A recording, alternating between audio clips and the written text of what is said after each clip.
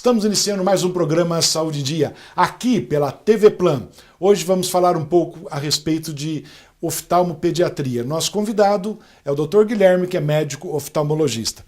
Guilherme, prazer recebê-lo aqui no programa e podemos falar um pouco, a respeito da saúde dos olhos das crianças. Muito obrigado pelo convite, Dr. Luciano. É um prazer estar aqui e vamos conversar sobre a saúde dos olhos das crianças. Falando em oftalmopediatria, Guilherme, quais os cuidados que a grávida deve tomar durante a gestação para que a criança não venha ter problema de visão ou não há necessidade de fazer nada? Dr. Luciano, o principal cuidado é realizar o pré-natal adequadamente. No pré-natal são feitos exames para detectar infecções que podem ser transmitidas à criança e podem causar sequelas oculares. Certo. O pré-natal bem realizado não exclui o acompanhamento, claro, logo após o nascimento. Mas esse seria o principal cuidado já com a criança dentro do útero ainda. Então, o recado que fica é para as mulheres realizarem o pré-natal. Fazer o pré-natal direitinho, Exatamente. fazer os exames de rotina, né? Sim.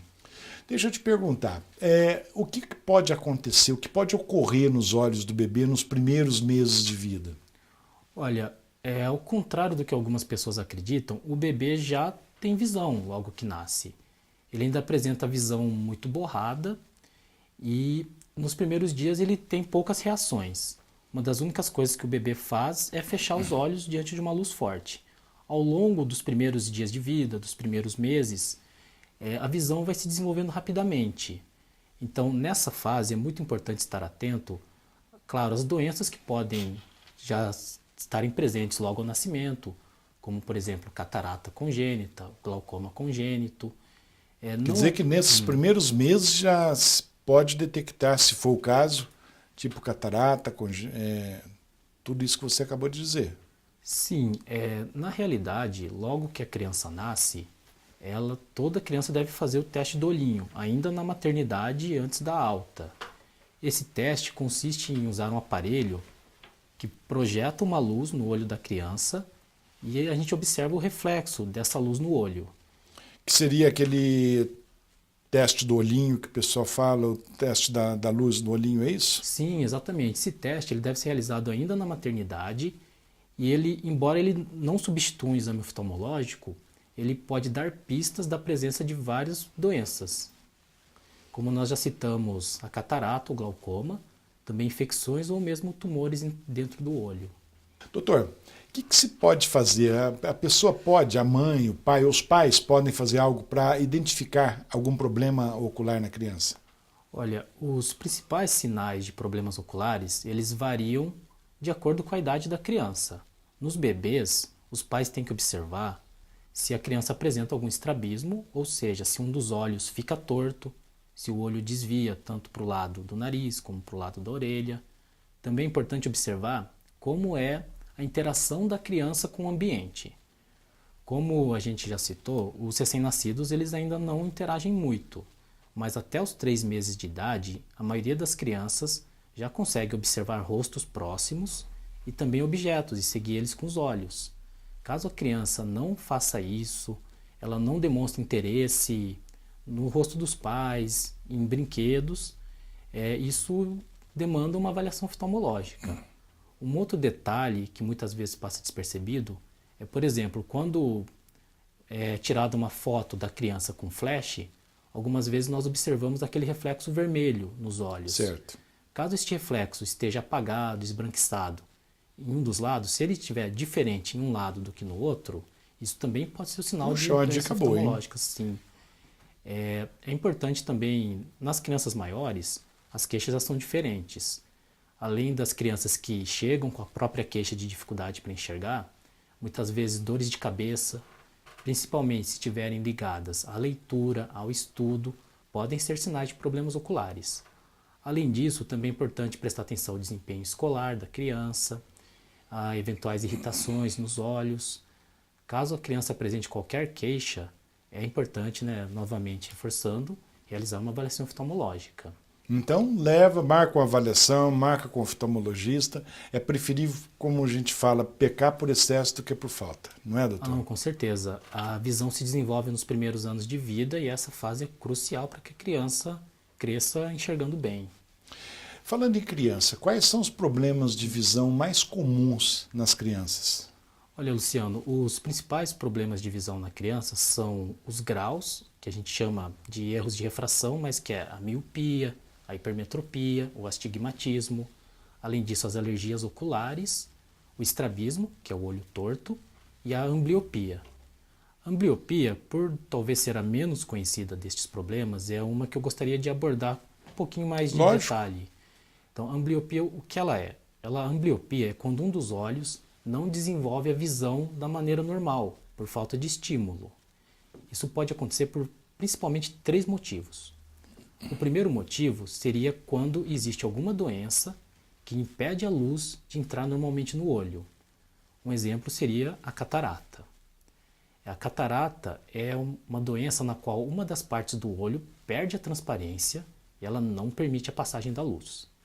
Então, o segundo motivo para a ambliopia seria, por exemplo, os estrabismos. Os estrabismos, um dos olhos fica torto, então eles não formam imagens iguais. Certo. E para evitar que a criança tenha visão dupla, que ela enxergue 2 imagens diferentes, o que atrapalha muito as atividades, o cérebro anula, ele não usa a imagem do olho que está desviado. Um terceiro motivo seriam diferenças de grau grandes entre os 2 olhos. Nos 2 olhos, né? Sim, quando um olho tem nada ou pouco grau e o outro olho tem um grau muito alto, esse olho com grau alto, ele forma uma imagem muito borrada que também o cérebro não consegue utilizar. Então, quando o olho, por algum desses motivos, não é utilizado durante os primeiros anos de vida, a criança não aprende a enxergar, como se o olho não aprendesse a enxergar. Isso leva a uma perda de visão que no adulto é irreversível. Certo. Então, é os pais ficarem sempre muito atentos. Sim, né? sim, isso é muito importante. Até essa última parte que a gente citou, da diferença de grau entre os 2 olhos, o problema é que a criança muitas vezes não tem sintoma. Certo. Claro, algumas crianças manifestam dor de cabeça, aos esforços, mas muitas delas não têm sintoma. E é mesmo porque a criança também não sabe explicar se está acontecendo alguma coisa ou não. Sim, né? claro. Em crianças um pouco maiores, a partir de uns 3 anos, em que elas já informam, os pais podem tampar um dos olhos, depois tampar o outro e perguntar se a criança percebe alguma diferença.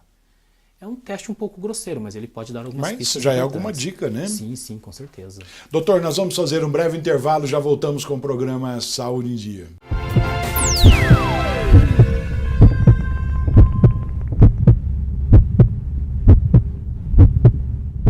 Voltamos com o programa Saúde em Dia e hoje com o nosso convidado, Dr. Guilherme. Guilherme, a partir de quantos anos, né, qual idade a criança pode usar óculos? Olha, Luciano, não existe uma idade mínima para o uso de óculos.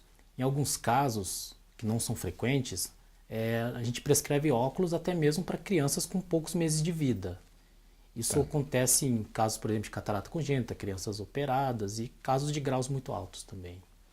E teria, assim, alguns modelos que seriam melhores para as crianças ou não? Olha, algumas dicas na hora de escolher os óculos das crianças são as seguintes. A gente recomenda que sejam utilizados materiais mais resistentes para a lente. Um exemplo seria o policarbonato. Uma outra recomendação é que não se use aquelas armações que, por exemplo, são abertas na parte de baixo. O ideal é que as armações sejam totalmente fechadas e, de preferência, não sejam robustas, né? Para suportar aí as atividades das crianças, né? Uma dica final é para crianças muito pequenas, existem algumas armações de material flexível. Puxa, olha só. Então são armações que podem ser torcidas e que não despedaçam. Esse tipo de óculos ele é bem importante para crianças menores, porque elas não tem noção realmente do que está acontecendo, bastante, né? Isso. E a lente de contato é indicada para criança? Olha, em crianças a lente de contato é usada em alguns casos de exceção. Não existe também, a princípio, uma idade mínima para o uso de lente de contato. O uso de lente de contato em casos normais, de rotina, depende um pouco dos pais, da criança, da capacidade dela de ter cuidado com esse tipo de correção visual, né? Não existe uma idade mínima, mas o uso em crianças muito pequenas é um caso de exceção. Certo, porque realmente já é uma coisa mais delicada, né, e requer uma série de cuidados a mais. Sim, com certeza. Né? Bom, por exemplo, a criança em casa, o que os pais podem observar na criança, assim, os sintomas que elas indicariam que tem algum problema oftalmológico? Olha, os principais sintomas podem ser, por exemplo, além da dificuldade para enxergar que a criança descreve, crianças que chegam muito perto da televisão, ou mesmo de livros, celulares para leitura. Alguns casos também ocorre dor de cabeça, principalmente durante estudo, durante leitura, ou mesmo irritação ocular. Esses seriam os principais sintomas. E falando em sintomas, vamos falar um pouquinho dos problemas refrativos do olho. Quais seriam os mais comuns? Olha, os tipos de erro de refração são a hipermetropia, o astigmatismo e a miopia. Certo. Na hipermetropia, a pessoa apresenta dificuldade, principalmente para focar as imagens que estão próximas. A hipermetropia, o olho consegue compensar, mas graus maiores superam essa capacidade e geram sintomas. Na miopia, a criança tem dificuldade para enxergar longe. E no astigmatismo, as imagens ficam distorcidas, podendo atrapalhar para qualquer distância, mas geralmente mais para coisas longe também. Certo. Doutor, qual é a evolução do vício de refração com o crescimento? Olha, a evolução é bastante variável. Não existe uma maneira de prevermos qual grau... Não é uma regra geral, depende muito de cada criança, digamos assim. Sim, com certeza. Os pais sempre ficam muito preocupados, sabendo se o grau do filho vai aumentar, se vai diminuir. Exatamente. Mas a única maneira de a gente saber realmente essa evolução é mantendo a avaliação oftalmológica. Eu acho que uma coisa muito importante de citar é que muitas pessoas acreditam que usar os óculos faz o grau diminuir ou que não usar os óculos pode fazer o grau aumentar. Isso não é verdade. A história do grau, se o grau vai aumentar, diminuir, isso depende de vários fatores, tanto fatores da pessoa quanto fatores do ambiente. O uso de óculos não altera a história natural do grau. Isso é Independente de estar usando ou não. Quer dizer, o óculos vai dar um conforto para enxergar, para ter uma visão melhor. Mas também, se não usar, não vai piorar a situação. Sim, ele não vai alterar a evolução do grau, mas uma coisa muito importante é que não usar os óculos, além de fazer a criança não enxergar bem, pode levar a baixo desempenho escolar. Exatamente, porque não vai conseguir, né, tá lendo, acompanhando. E o mais importante é que em crianças muito novas, com graus elevados, o não uso dos óculos pode inclusive prejudicar o desenvolvimento da visão. Então é importante sim usar os óculos. Fala um pouquinho a respeito da retinopatia da prematuridade. O que é isso? A retinopatia da prematuridade é uma doença que atinge, como o próprio nome diz, a retina, que seria uma das partes que fica dentro do olho. A retina funcionaria como a parte do olho que recebe a luz e ajuda na formação das imagens. Essa doença ela acontece principalmente em prematuros extremos e crianças com baixo peso. A retinopatia da prematuridade ela pode levar a sequelas definitivas. Certo. Então, por isso é muito importante que crianças que tenham nascido prematuras, com baixo peso, sejam examinadas o mais cedo possível.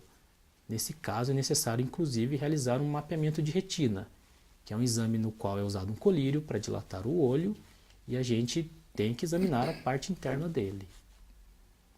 E me fala uma coisa, é uma coisa muito comum que a gente sempre ouve é a conjuntivite neonatal. Por que acontece? Existe mesmo? Tem realmente a conjuntivite? Sim, a conjuntivite neonatal ela está muito associada à passagem da criança pelo canal de parto durante o nascimento. Tá. Então ela é mais comum em casos de parto normal, embora possa ocorrer também com cesárea, mas seja menos comum. O perigo da conjuntivite neonatal é que uma das bactérias que pode causar essa doença, ela pode levar à perfuração corneana, perfuração da córnea de uma das camadas do olho em pouco tempo.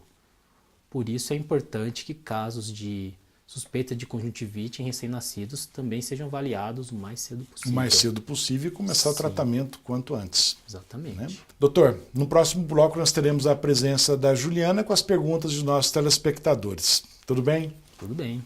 Nós vamos fazer um breve intervalo e já voltamos com o programa Saúde em Dia.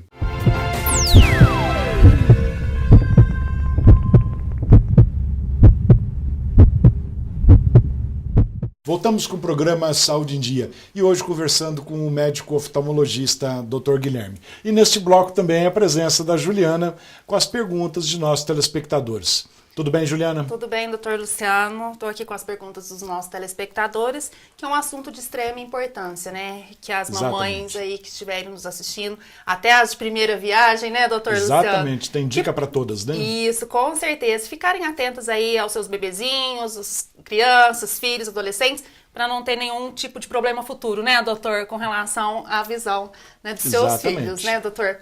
Gostaria de convidar os nossos telespectadores aí que estão nos assistindo que mandem suas dúvidas, sugestões de perguntas ou até mesmo algum tema para ser abordado no programa através do e-mail drluciano@programasaudeendia.com.br e possa mandar também através do WhatsApp do Dr. Luciano no telefone 35 991 42 24 21, que ele estará à disposição para responder, né, doutor? Exatamente. E deixando claro aqui também, todos que enviarem, né, suas dúvidas, suas perguntas, será mantido em sigilo por questões éticas. Exatamente, né, Juliana? Com Isso certeza. é importante, né? Boa.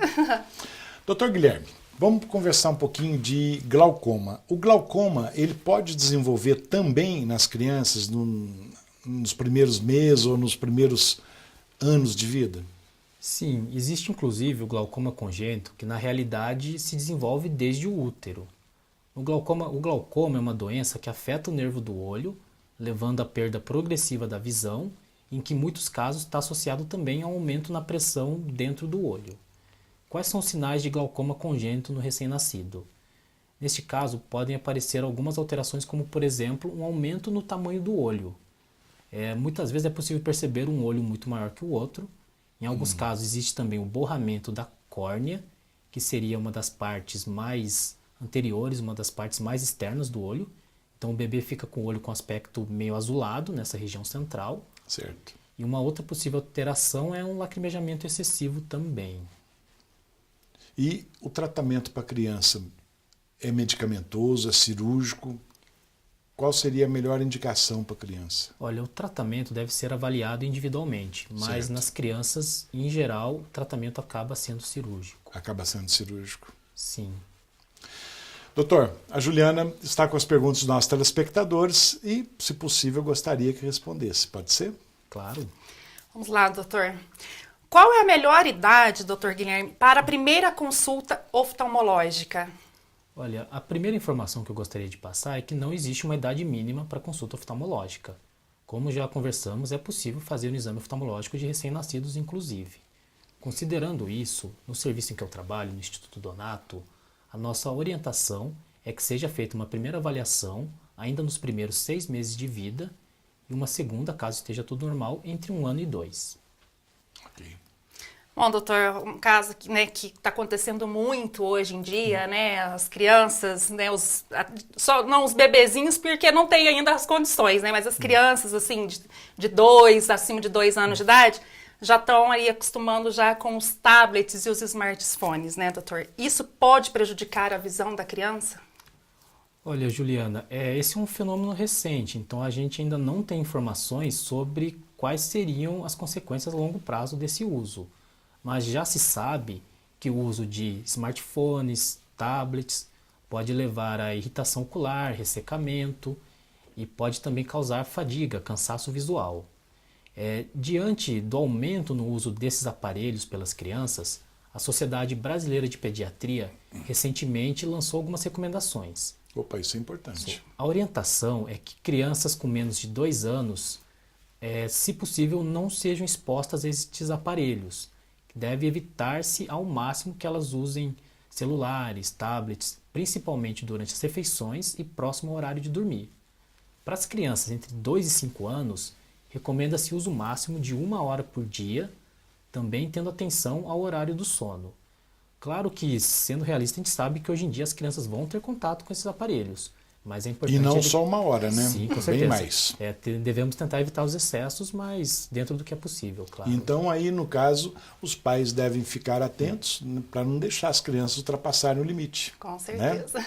Certamente. Doutor, qual é a melhor idade para operar o estrabismo? Olha, isso depende muito de cada tipo de estrabismo. Existem, inclusive, estrabismos que são corrigidos com o uso de óculos, embora isso não ocorra com a maioria. Não existe uma idade única para se operar o estrabismo. Alguns casos têm indicação de operação bem precoce, crianças com 1, 2 anos, enquanto outros casos é possível operar crianças mais velhas. Eu acho que o recado importante é que essas crianças com estrabismo devem ser avaliadas e que também se observe, como citamos anteriormente, a ambliopia, que é quando o olho torto não desenvolve a visão. O primeiro objetivo, a prioridade, é que a criança enxergue bem com os 2 olhos. E a correção do estrabismo, depois que a criança trata a ambliopia, é feita de acordo com cada caso individualmente. Cada caso é um caso. Cada caso é um caso, né? Com certeza. Bom, doutor Luciano, por hoje foram essas perguntas aqui dos nossos telespectadores. Gostaria de agradecer a participação de todos que enviaram suas dúvidas, suas perguntas aqui para o nosso programa e que continuem, né, mandando suas dúvidas, sugestões de perguntas e algum tema para ser abordado no programa, através do e-mail drluciano@programasaudeendia.com.br. Mande também através do WhatsApp do Dr. Luciano no telefone 35 991 42 24 21 e não deixem de curtir a nossa página no Facebook e no Instagram, Programa Saúde em Dia, e até a próxima semana, se Deus quiser. Se Deus quiser, né, Juliana? Doutor, uma curiosidade. Como você faz a parte de oftalmopediatria? Como é o exame dessas crianças? Porque a gente sabe, por exemplo, principalmente o exame de acuidade visual requer um momento quieto, né? A criança, como que a criança comporta durante o exame? Ou tem uma técnica especial que o oftalmopediatra usa? Olha, na realidade, cada criança age diferente, mas é importante a gente criar um ambiente receptivo a elas. Inclusive, no local que eu trabalho, nós temos uma brinquedoteca, então a gente permite que as crianças brinquem livremente, interajam entre si. Não tem muito segredo, eu acho que o importante é a gente fazer o que a gente gosta. Eu adoro trabalhar com crianças, tem que ter paciência, mas é um trabalho muito gratificante. E a gente se diverte junto com elas, né? Que bom. Doutor, antes de encerrarmos o programa, eu gostaria que deixasse uma mensagem para os nossos telespectadores. Eu acho que o recado importante é saber que toda criança deve ser avaliada por um oftalmologista. Alguns problemas de visão podem passar despercebidos e é importante deixar claro que é possível avaliar crianças em qualquer idade. Muito obrigado. Nós é que agradecemos, muito obrigado pela presença. Juliana, muito obrigado pela presença. Chegamos então ao final de mais um programa Saúde em Dia. Fiquem com Deus e até a próxima semana.